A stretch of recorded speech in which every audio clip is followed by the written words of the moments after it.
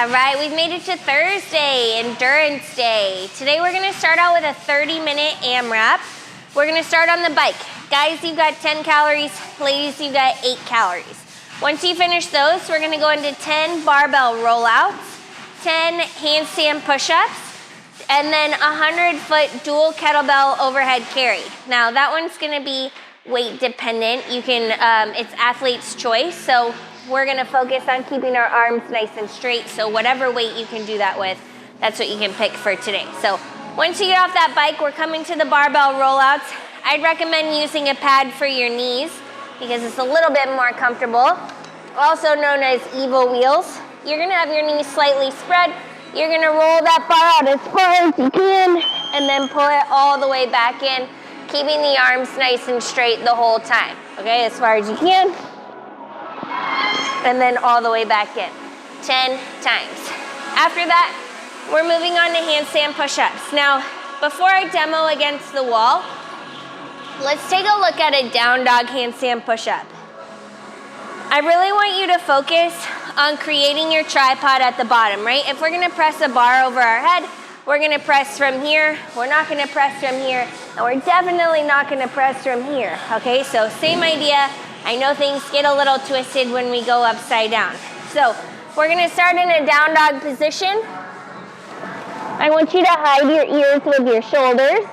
From here, you're gonna shift your weight forward, tuck your elbows in, kiss the ab mat with your head, and then push back to that down dog position. So we hide the ears, we tuck the elbows, there's a triangle between my head and my hands, and then I'm gonna drive back to that down dog position. So we always have that forward and back with every rep so we can really work on proper pushing mechanics, okay?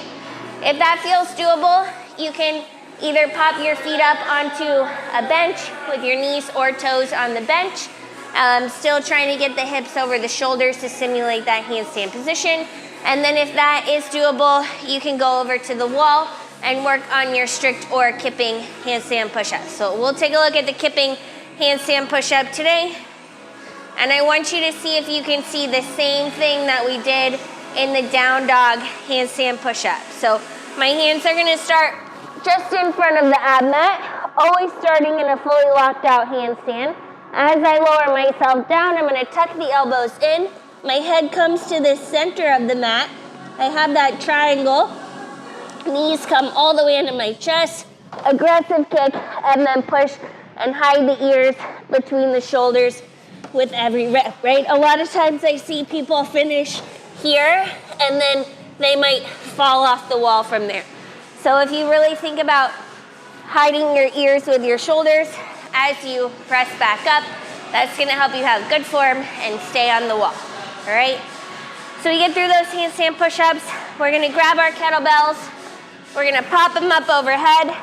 Like I said, choose a weight where you can keep your arms locked out. And we're focusing on pulling the rib cage down and back. We're gonna walk 100 feet in this position, okay? So what I don't wanna see is this, or especially not this. If you're doing that, choose a lighter weight. Rib cage back, lock the elbows, and you're walking in that position, okay? After you finish your 100 feet, you're back to the bike. We're doing that for 30 minutes.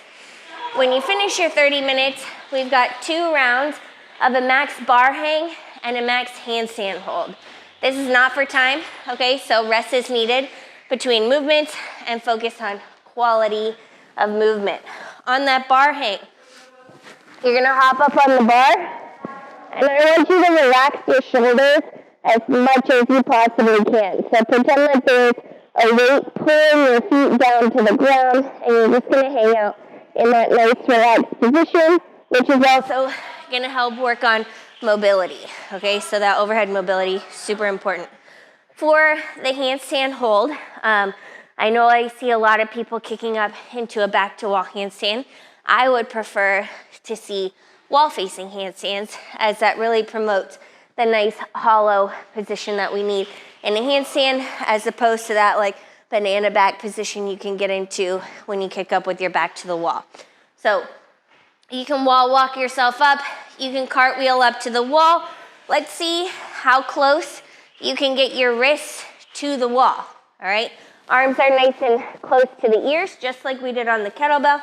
Same thing, pulling the rib cage back. And I'd like to see how long you can hold with good form, okay? Once you start to like crumble, you should probably just come down, all right? So wall walk or cartwheel yourself up. How close can you get your wrists to the wall? Legs are together, rib cage back, toes are pointed, and you're gonna see how long you can hold this position for.